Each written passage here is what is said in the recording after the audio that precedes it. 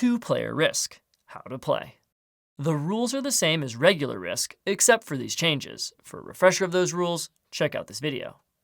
The object of the game is to eliminate your opponent first. During setup, pick one color to be a neutral third army. Each army starts the game with 40 infantry. Remove the 2 wild cards from the territory deck. Shuffle the remaining territory cards into 3 equal piles.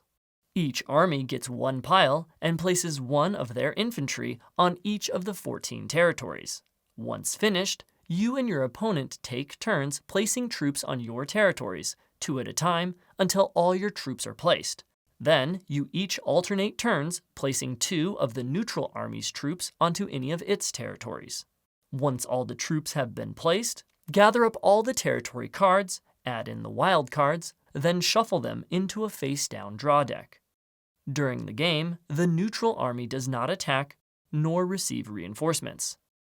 When you attack the neutral army, your opponent rolls their defending dice, picking how many dice to use. The first player to eliminate their opponent wins. You do not need to eliminate the neutral army in order to win.